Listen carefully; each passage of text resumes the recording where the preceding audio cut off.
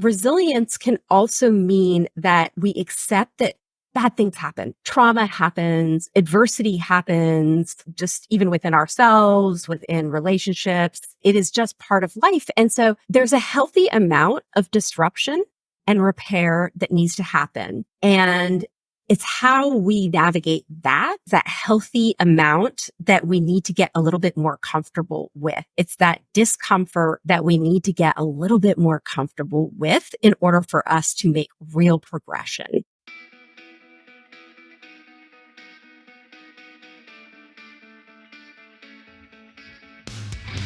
Welcome to the Executive Connect podcast, a show for the new generation of leaders. Join Melissa Aarskaug as she speaks to a wide variety of guests that bring new insights into leadership, prosperity, and personal growth. While no one has all the answers, by building a community of open-minded and engaged leaders, we hope to give you the tools you need to help you find your own path to success.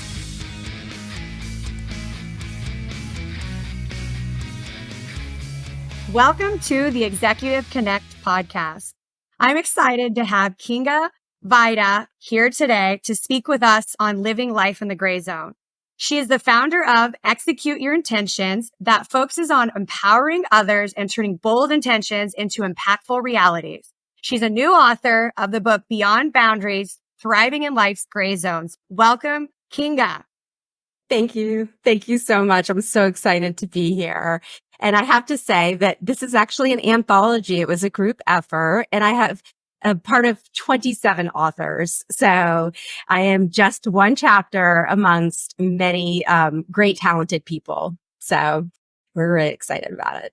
I love it. So let's jump right in. Talk to me about what it means to live life in the gray zone and why is it important to navigate life in the gray zone? Yeah. So the gray zone, when I was approached about participating in this anthology, I was thinking, well, what exactly is the gray zone? How are we defining that? And I don't know if you've ever taken the Myers-Briggs test, but I took it, I think it was in my 20s, and I was defined as a ESTJ. And as soon as I saw what the definition of a J was, it's this black or white, we see things. And I was like, yeah, that fits me. And then really I started thinking, well, things are not always black and white, although I'm a pretty decisive person. And how does it fit when things are a struggle, when we're facing adversity, or when we're not sure what to do? And so when I was approached with writing this book, how will we all interpret what that gray zone really means? And so Dr. Constance Leland had approached many of us and said, we're all going through some type of adversity within our lives, and we want to write a survival guide for others. We want to take a time in our lives when we have struggled and survived and think about our legacy that we want to leave and share with others around how did you get through that? Now, really become passionate that we want to give people an opportunity to not have to struggle in the way that we have and to give them that survival guide. So that's what it's all about for all of these authors that participated. I love it. Now, what are you, from the women that have contributed to the book, what are some common challenges that people have in dealing with life and uncertainty in the gray zone? Oh gosh. I mean, I don't know about you, but I know that personally, whenever I have not known how to face a challenge, it's oftentimes you're not sure where to start. And you also don't even know, who do I go to? Who do I trust? And I think that we have oftentimes really well-intentioned people, but they don't necessarily understand what your needs are. And so unless we have it within us to really understand what our current state is and how do we check in with ourselves and have a good sense of where we want to go, like where we're trying to go. I think that so often we have a little bit of this ambiguity again. And so that's the real challenge, is this transformation and struggling with, well, no one else can define that for us. And so these well-intentioned people that are giving us advice really like, how are they going to help you get there? And so we get all this information, all this advice coming at us, and gosh, they don't know. Only we can really look within ourselves to figure that out. I don't know if that's happened to you. Yeah, no, definitely. I think, if I'm going from Texas to California, I need to figure out which way I'm not just going to get in the car and drive and figure out, do I turn left here or right here? For me, I like to know what's at the end and work my way backwards. Now, I might head through, Arizona, through New Mexico, through Marfa, but it's the gray zone along the way, but I need to know a direction where I'm landing, where I'm expecting to be at the other end. And I'm similar personality to you, where I'm kind of that black and white, things are black and white, but I think living in the gray, from my perspective, it's a place of creativity. You're able to create different things or new experiences. So whether I go through Marfa or I skip Marfa, I'm still creating with the end goal in mind. Yeah. So when you think of like uncertainty, like the gray, I think a gray is like an uncertainty area. How do you correlate it back to personal growth and professional development? Yeah. So really when we're trying to figure out how do I want to, just like what you're talking about, we want to figure out where through creativity, what's right for us. So to me, it is that exploration. It is that real exploration around, all right, I'm going to try something. I'm going to seek through curiosity lens. I want to understand, does this feel good? No, it doesn't. All right. Well, then let me take a little turn.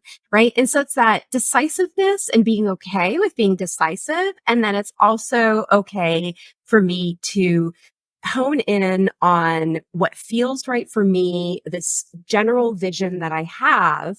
You're heading towards California, you're going there, but it's okay for me to accept that my path might look a little bit different and to reach my vision. And I might not land exactly, but today I have the least information about where I'm going to end up, but I do have a vision and I just need to hone in on that plan as I get there. And I need to honor myself. I need to really tap into who I am and the kind of people that I want to support me, the kind of people. And the only way that we can do that is to be curious, to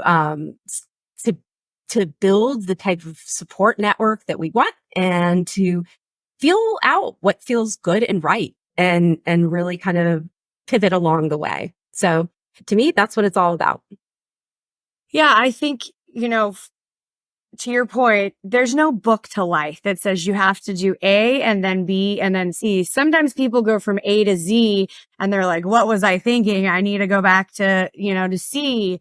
And so I think there is in that gray area that you're talking about, it's kind of like a mindset as well, like being okay with things not being black and not being white. You're in between. So like if you're pivoting from one career to another, there's going to be some gray areas where you're uncertain and you don't know and you're uneasy. And so I think I think like kind of what you're saying is to lean into this gray side of yourself. And like you said, sometimes you're going to need to fire some of the people that are along the way, right? They're not adding value to your life. They might be subtracting value. And sometimes you need to hire some new people, right? And they're going to help you along your professional journey.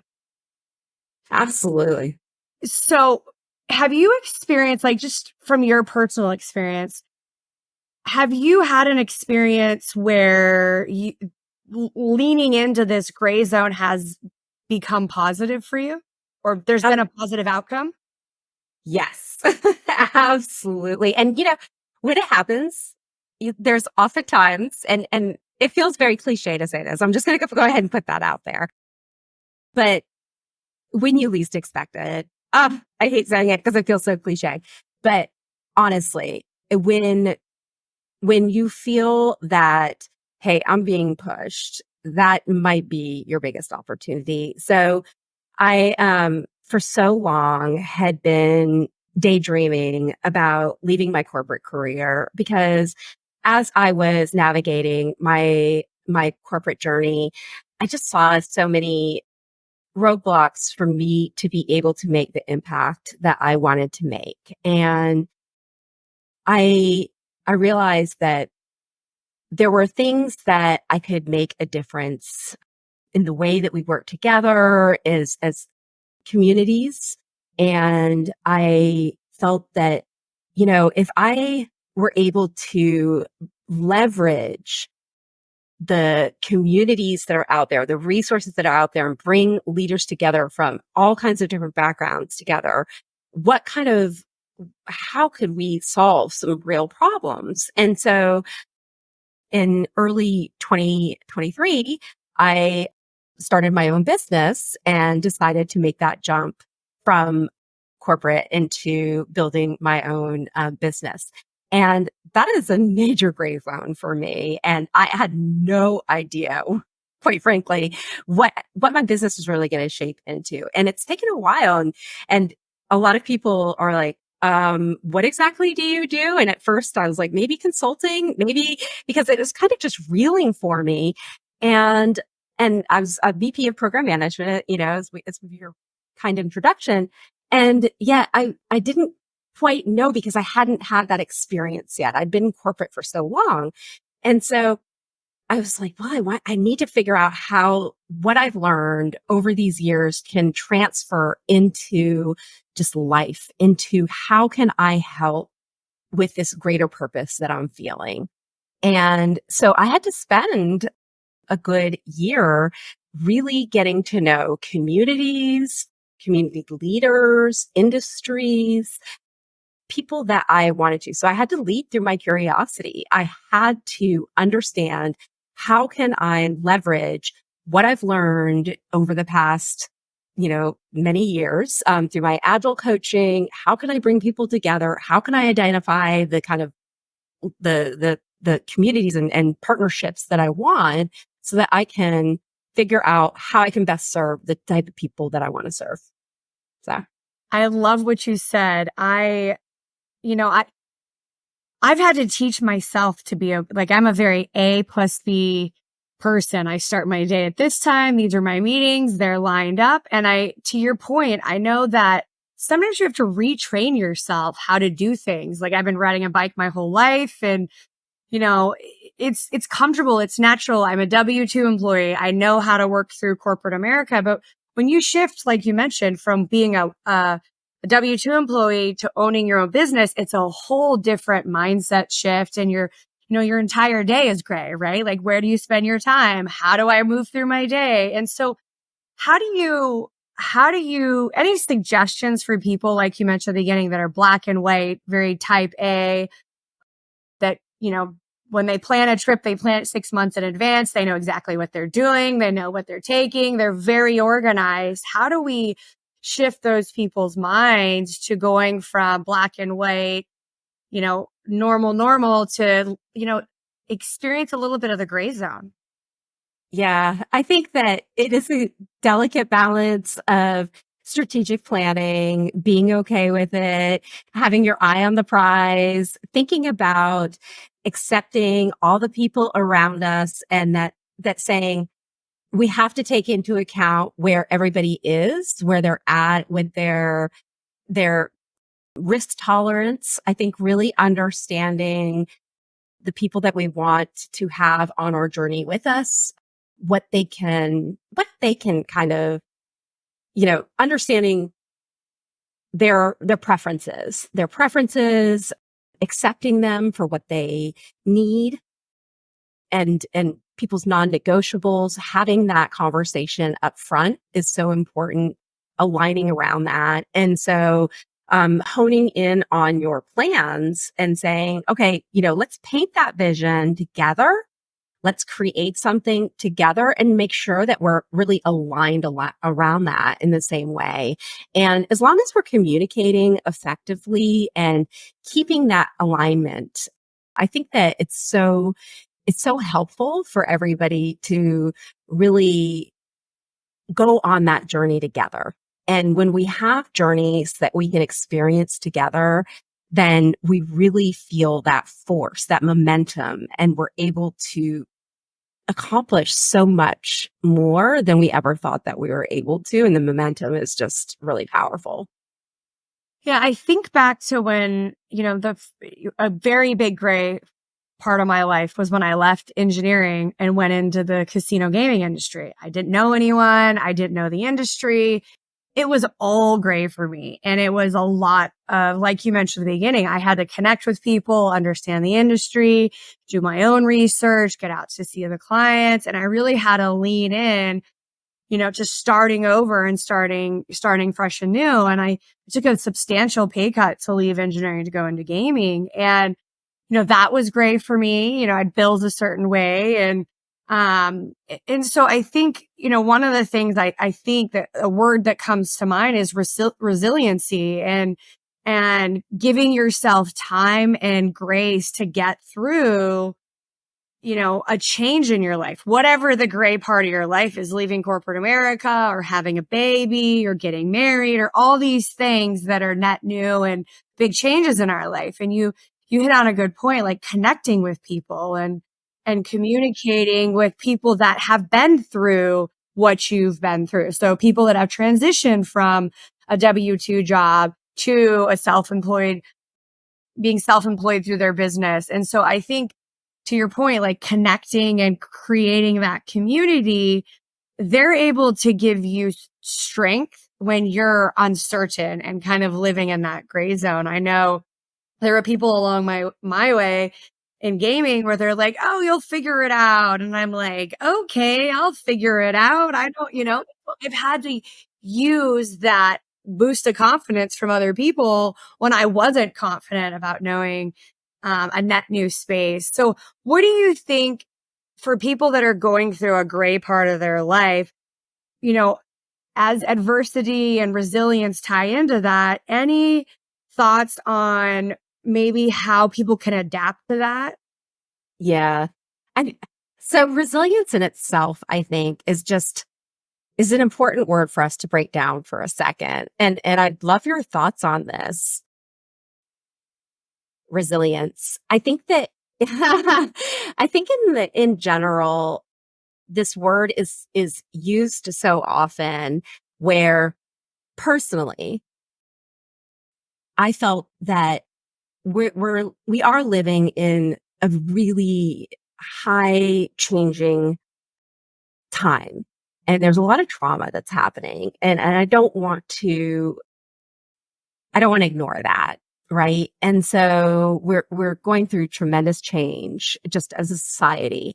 And there's so much trauma that is happening across generations and within the work industry. And when we talk about that, I hear resilience getting used in a very loose way where people might feel like they just have to kind of toughen up in certain ways. And that I think can be dangerous because we're expecting people to maybe just have coping skills around things that potentially are dangerous if we ignore the root cause of the problem.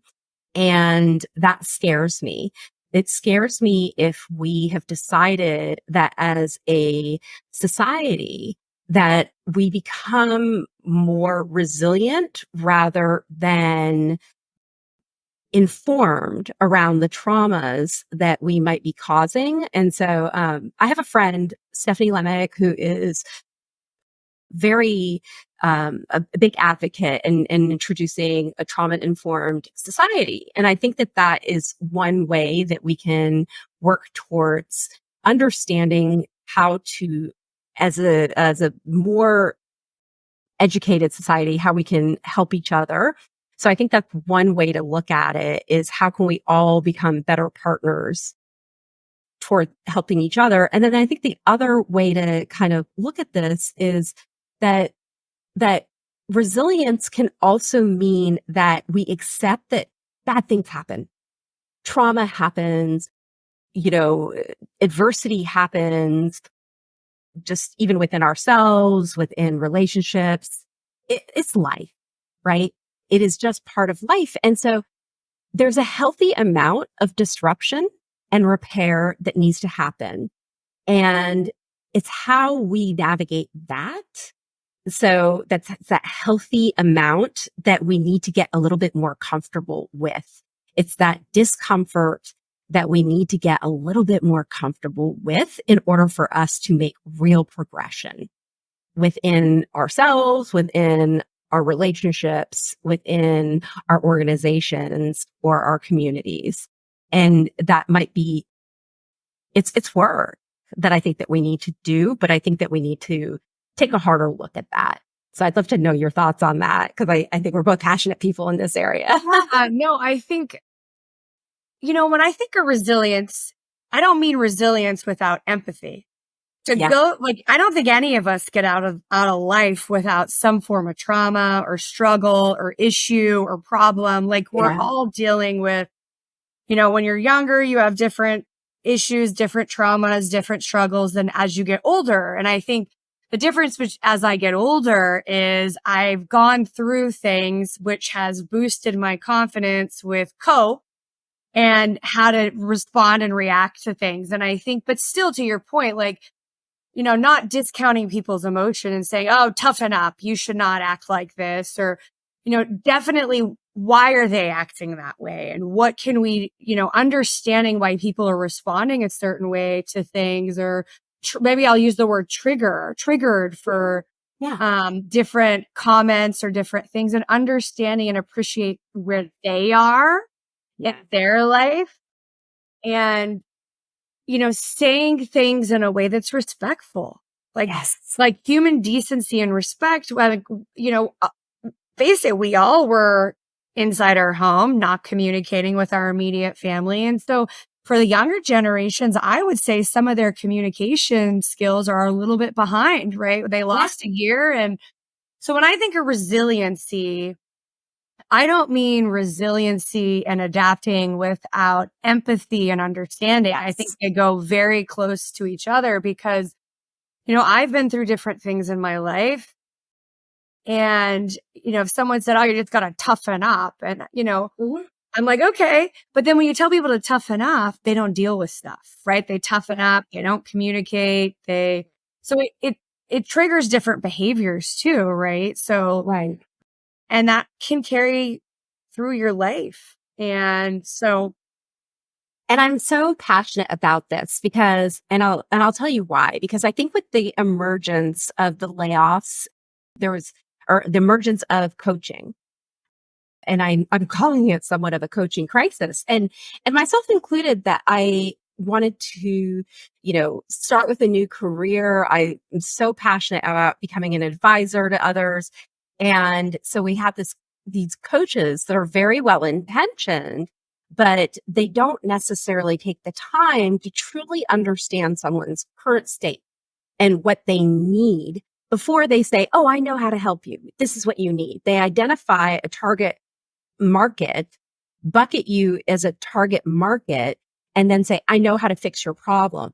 And so because of that, I'm concerned that there is a certain amount of, trauma that people could go through and say, all right, well, you need coaching for this. And because of that, they're pulling them into some kind of program that person doesn't actually need. And it doesn't actually solve that person's problem.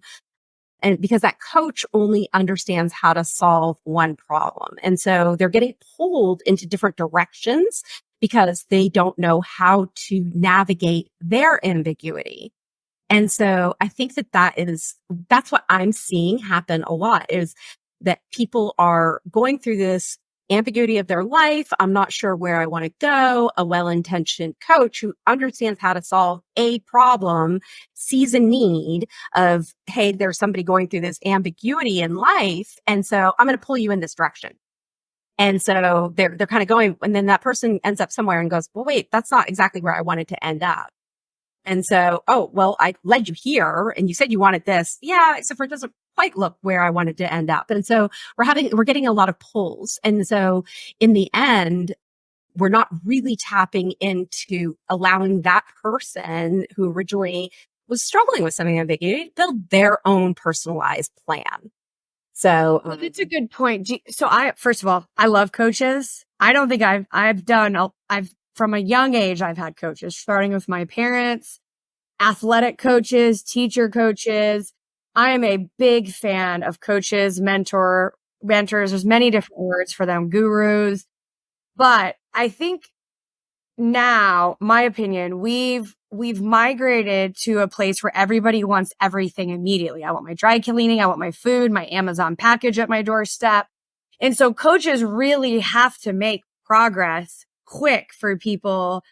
Otherwise, people get lost in the process. And I think, no coach, you're going to sign up and in one session, you're going to hammer out all your details. You're going to have this dream life. It takes time and work. And I think the one thing I see with people in the coaching space is they do run through it quick. They run through it quick because they have to, because their clients want all their problems to be solved. Just like, we see on social media, this one pill is going to make everybody their ideal weight overnight. And so I think we've become a society that wants everything today without the actual work. And if you've had some challenges in your life, it may take time to go through and sort through it. And you're going to need a coach that can,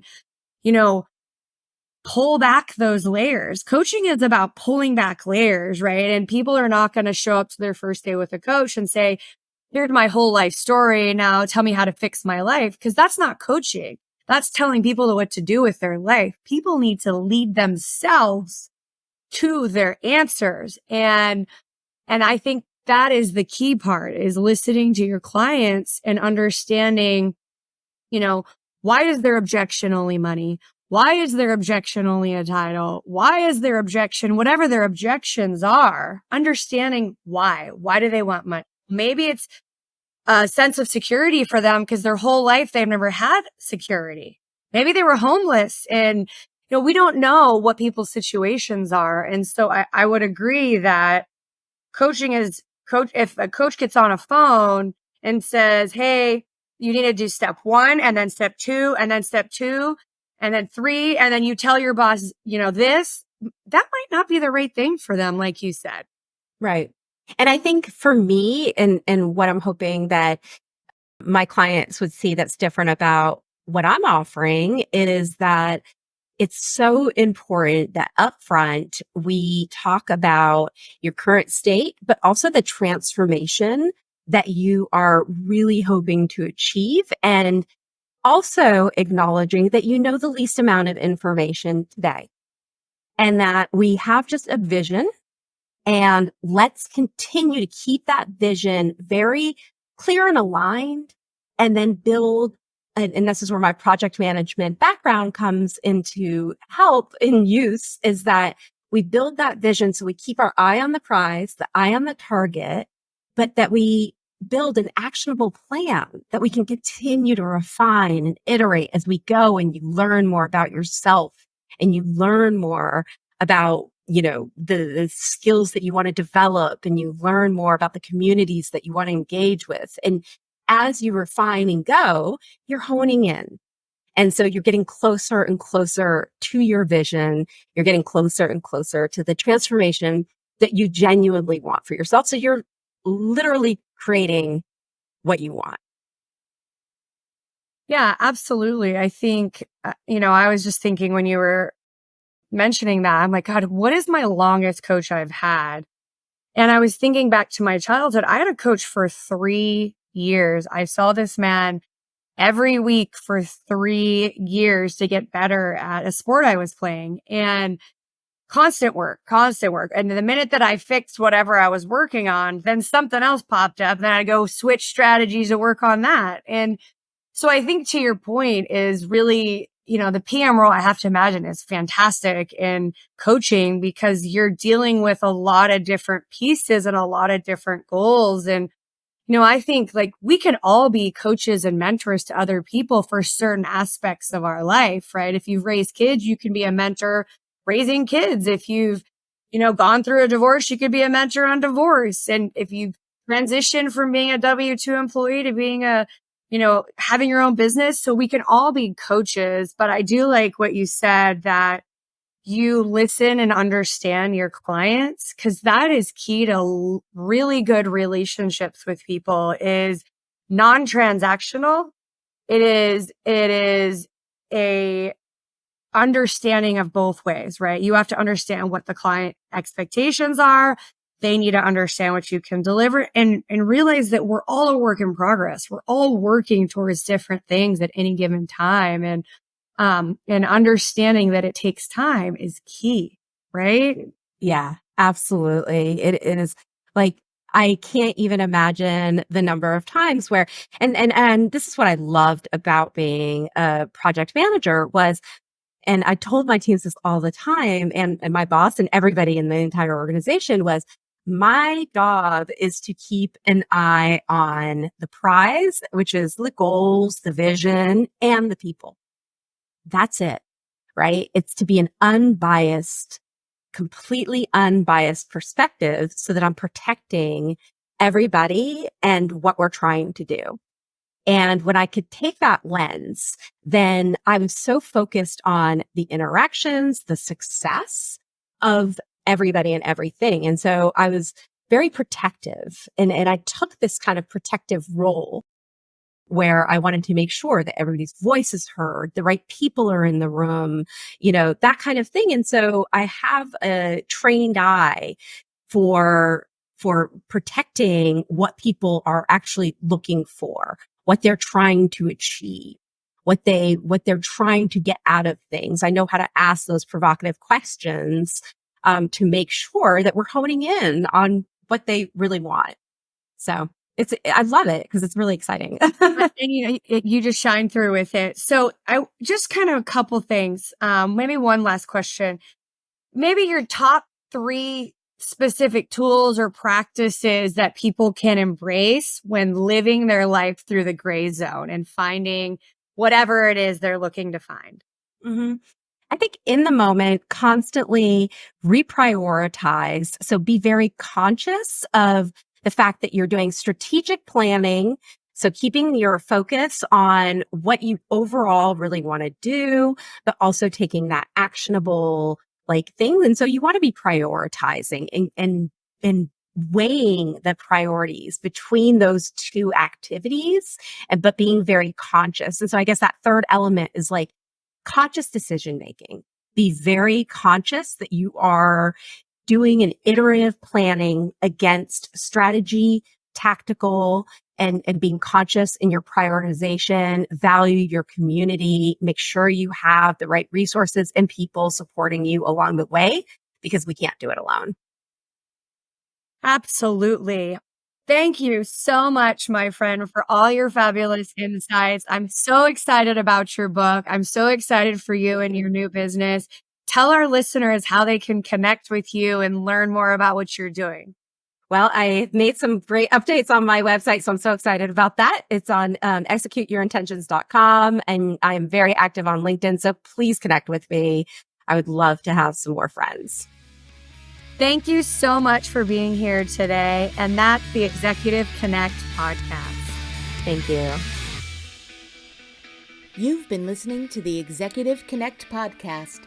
If you have questions or ideas on how to bring leadership to the next level, email us at executiveconnectpodcast@gmail.com. And don't forget to subscribe so you can catch every new episode. Until next time.